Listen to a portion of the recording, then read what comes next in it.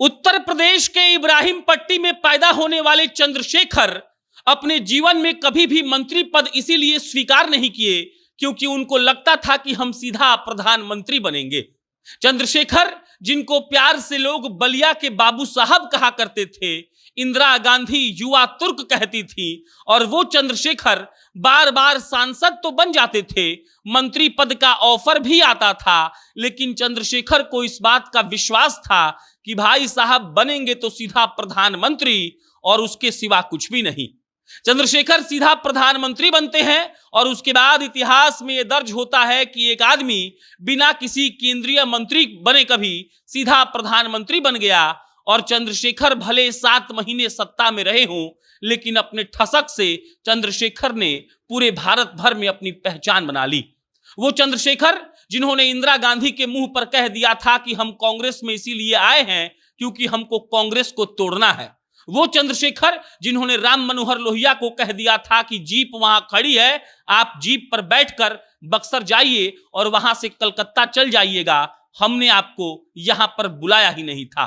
और वो चंद्रशेखर जो डंके की चोट पर कहते थे कि हम आपसे असहमत हैं, ये तो हम नहीं बोलेंगे, लेकिन हम ये जरूर कहेंगे कि हमको आपकी बात समझ में नहीं आई।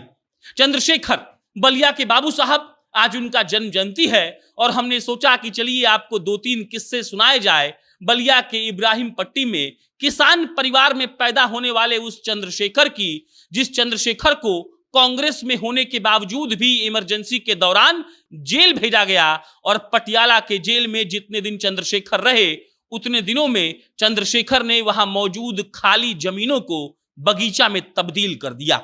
वो चंद्रशेखर जो अपने ठसक के लिए सरकार चलाने के लिए जाने जाते थे, और वो चंद्रशेखर जो किसी के मुंह पर उसकी बुराई करने से तनिक भी घबराते नहीं थे। चंद्रशेखर का पहला किस्सा सुनिए, इंदिरा गांधी वाला। इंदिरा गांधी अपने घर पर बैठक करती थी, बड़े बड़े नेता वहां पर जाते थे। उस वक्त युवा तुर्क जो शब्द था वो बहुत प्रचलन में था, क्योंकि इंदिरा गांधी अपने पुराने सेठों के खिलाफ लड़ रही थी और चंद्रशेखर बहुत मिन्नतों के बाद इंदिरा गांधी के आवास पर एक दिन बैठक में भाग लेने के लिए शाम को पहुंचे। वहां इंद्र कुमार गुजराल थे, इंदिरा गांधी थी, और उसके बाद इंदिरा गांधी ने चंद्रशेखर से पूछा कि क्या तुम कांग्रेस को समाजवादी पार्टी मानते हो? चंद्रशेखर ने कहा, थोड़ा मानता हूं, थोड़ा नहीं मानता हूं। इंदिरा ने कहा कि फिर? उन्होंने कहा कि मैं कांग्रेस को समाजवादी पार्टी बनाने के लिए ही आया हूं। और उसके बाद इंदिरा गांधी कहती हैं कि अगर कांग्रेस समाजवादी पार्टी नहीं बनी तो, और उसके बाद चंद्रशेखर तपाक से कहते हैं कि अगर समाजवादी पार्टी नहीं बनती है तो मैं इस पार्टी को तोड़ दूंगा। मैं तोड़ने के लिए आया हूं और जब तक कांग्रेस नहीं टूटेगी भारत में नई राजनीति का जन्म नहीं होगा। चंद्रशेखर के मुंह से ऐसी बात सुनकर इंदिरा गांधी अवाक रह जाती हैं। सोचकर देखिए कि देश के प्रधानमंत्री के सामने बैठकर बलिया के बाबू साहब के अंदर कितनी हिम्मत आई होगी कि उन्होंने प्रधानमंत्री को कह दिया कि आपकी पार्टी को तोड़ देंगे। उसके बाद इंदिरा गांधी चुप हो गई, कुछ भी नहीं बोली। दूसरा किस्सा सुनिए राम मनोहर लोहिया का। राम मनोहर लोहिया बैठे हुए थे, चंद्रशेखर बैठे हुए थे, बलिया में एक कार्यक्रम था और वहां पर जो चीफ गेस्ट जाने वाले थे वो बीमार हो गए। चंद्रशेखर को कहा गया कि लोहिया जी को ले जाइए, और लोहिया जी ने कहा कि जिस दिन आपका कार्यक्रम है उसके एक दिन बाद हमको कलकत्ता पहुंचना है। चंद्रशेखर ने कहा कि बलिया से आपको जीप से बक्सर छुड़वा देंगे, वहां से गाड़ी पकड़ लीजिएगा और गाड़ी पकड़कर चले जाइएगा कलकत्ता। लोहिया मान गए। लोहिया अगले दिन बलिया पहुंचे ट्रेन से, और जब चंद्रशेखर लोहिया से मिले बलिया स्टेशन पर, तब लोहिया ने कहा कि चंद्रशेखर बाबू मेरी जीप कहां है? चंद्रशेखर ने कहा कि लोहिया जी आपको शाम में जाना है, दिन में कार्यक्रम है, जीप आ जाएगी। लोहिया गुस्सा गए, चंद्रशेखर को जवाब देने लगे और चंद्रशेखर वहां सह गए, कुछ नहीं बोले। घर पहुंचने के बाद लोहिया ने कहा कि अब तक जीप नहीं आई, तुम झूठ बोलते हो। चंद्रशेखर ने कहा कि आपको जाना है तो जाइए, आप आए, आपकी बहुत इज्जत है, हमने आपको बुलाया नहीं था। और चंद्रशेखर आगे बढ़ते हुए अपने एक आदमी से बोले कि लोहिया को बक्सर छोड़ दीजिएगा। लोहिया एकदम शांत पड़ गए और लोहिया को बाद में लगा कि लड़का तो ठीक ही बोल रहा था। चंद्रशेखर लोहिया को भी जवाब दे गए। लोहिया उस दिन 4 कार्यक्रम में जाकर भाषण दिए, और शाम में जब लोहिया ने चंद्रशेखर से पूछा कि मैंने ठीक भाषण दिया था क्या, तब चंद्रशेखर ने कहा कि माफ कीजिएगा, हम तो लोगों के मेजबानी में लगे थे, इसीलिए आपका भाषण नहीं सुन पाए। ये थे बलिया के बाबू साहब।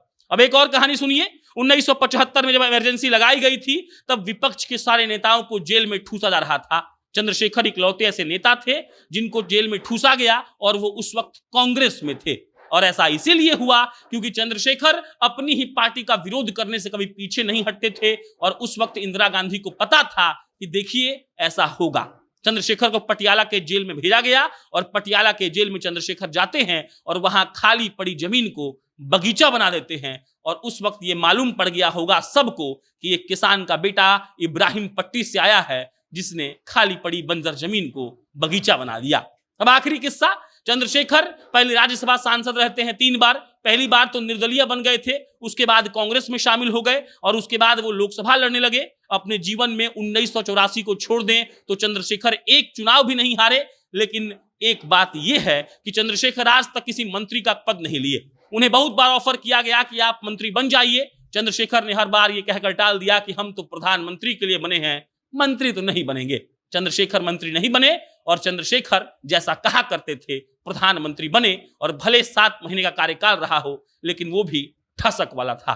चंद्रशेखर के जन्मदिन के दिन हम बलिया के उस बाबू साहब को याद करते हैं, नमन करते हैं कि जिस तरीके से उन्होंने अपनी पार्टी का विरोध किया, जिस तरीके से उन्होंने किसी से डरने का काम नहीं किया और जिस तरीके से उन्होंने अपना स्टैंड क्लियर रखा, वो आज की राजनीति में बहुत कम मिलता है। धन्यवाद।